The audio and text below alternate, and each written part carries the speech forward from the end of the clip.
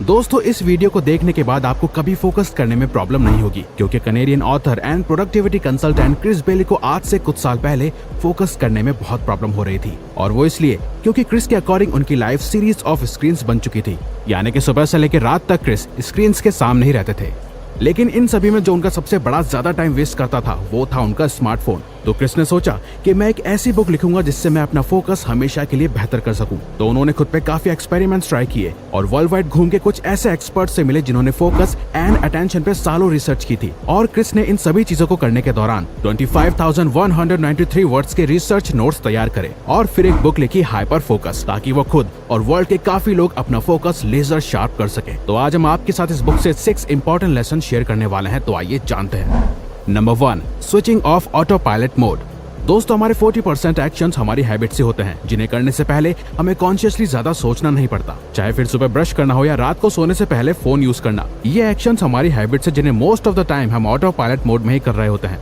तो ऑथर कहते हैं कि ऑटो पायलट मोड में मत जियो, क्योंकि ये हमसे अनकॉन्शियसली वो एक्शंस, डिसीजंस एंड हैबिट्स करवाता है जो आगे चल के हमारे फेलियर का भी कारण बन सकता है। रिसर्चर्स शो करती हैं कि हमारी आंखें चीजों को और स्लो स्कैन करती है जब हमारा ब्रेन साथ ही में कुछ और सोच रहा हो, यानी कि ये दोनों ही साथ में एक साथ मिलकर वर्क करते हैं। अब ऑथर क्रिस बेली इस ऑटो पायलट मोड को ठीक करने के लिए टास्क ग्रिड को बनाना सजेस्ट करते हैं, जिसमें हॉरिजॉन्टली टास्क अनअट्रैक्टिव या अट्रैक्टिव है और वर्टिकली प्रोडक्टिव एंड अनप्रोडक्टिव, जिसमें फर्स्ट नेसेसरी वर्क वो है जो आपके लिए करना जरूरी है और वो आपकी लाइफ में वैल्यू ऐड करते हैं। फॉर एग्जाम्पल, अगर आप एक स्टूडेंट हैं तो आपका productive and necessary work study करना होगा, और अनअट्रैक्टिव इसलिए क्योंकि आपका पढ़ने का मन नहीं करता होगा। वहीं अननेसेसरी वर्क वो काम है जो हम नेसेसरी वर्क से बचने के लिए करते हैं और जो आपकी लाइफ में कोई वैल्यू ऐड नहीं करते, जैसे कि वर्क के बीच में टेक्स्ट या mails. Unproductive but attractive work को ऑथर डिस्ट्रैक्टिव वर्क कहते हैं, जिन्हें आपको करने में मजा आता है पर वो अनप्रोडक्टिव है, जैसे कि घंटों सोशल मीडिया यूज करना, लोगों से फालतू बातें करके टाइम वेस्ट करना या गेम्स में पूरा दिन लगाना। लेकिन वही मोस्ट इंपॉर्टेंट क्वाड्रेंट आता है पर्पसफुल टास्क, जो आपके लिए प्रोडक्टिव भी है एंड अट्रैक्टिव भी,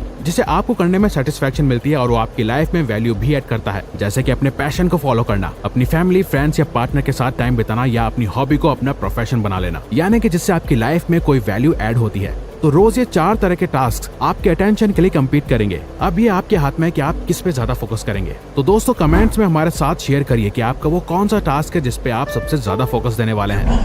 number 2, the limits of your attention. दोस्तों यूनिवर्सिटी ऑफ वर्जीनिया के professor of psychology Timothy Wilson के अकॉर्डिंग ह्यूमन ब्रेन अपने एनवायरनमेंट से हर second 11 million bits of information receive करता है, लेकिन उसमें से 40 बिट्स पर सेकंड ही वो प्रोसेस कर पाता है। इसका मतलब हमारे ब्रेन का भी एक लिमिटेड अटेंशनल स्पेस होता है, और ये उतना ही अटेंशन एक वक्त में आप पूरे दिन में दे सकता है जितना टाइम स्पेस है।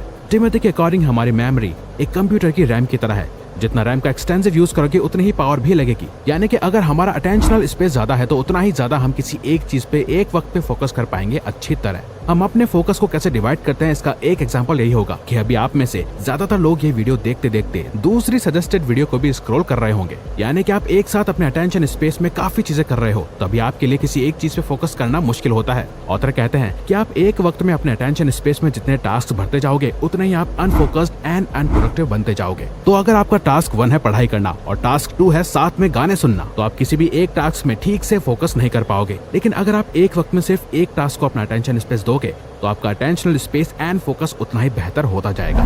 Number 3, the power of hyper focus. जब बात आती है हमारे मोस्ट इंपॉर्टेंट टास्क को करने की, तो जितनी कम चीजों को आप अटेंशन देते हैं उतनी ही प्रोडक्टिव आप बनते हैं। जब आप अपने थॉट्स और एक्सटर्नल एनवायरनमेंट को एक साथ अलाइन करके इंटेंशनली एक ही चीज पे डायरेक्ट करके ले आते हैं, तो आप हाइपर फोकस की स्टेट में एंटर कर जाते हैं। अब ऑथर कहते हैं कि हाइपर फोकस की 4 स्टेजेस होती हैं। पहली है एक मीनिंगफुल एंड प्रोडक्टिव काम को चूज करना जिसपे आप अटेंशन देना चाहते हैं। दूसरा है बाहरी और अंदरूनी डिस्ट्रैक्शन को खत्म करना। तीसरा है उस एक टास्क पे फुल फोकस करना, और चौथा है लगातार अपने फोकस अपने काम पे वापस लेके आना जितनी भी बार आपका फोकस इधर उधर भागे। तो हाइपर फोकस में आपको एक इंपॉर्टेंट या कॉम्प्लेक्स दिखने वाले टास्क पे अपना अटेंशन एंड अवेयरनेस बना के रखनी होती है। इसको अच्छे से फॉलो करने के लिए ऑथर 3 इंटेंशनल सेटिंग रिचुअल्स को करना सजेस्ट करते हैं।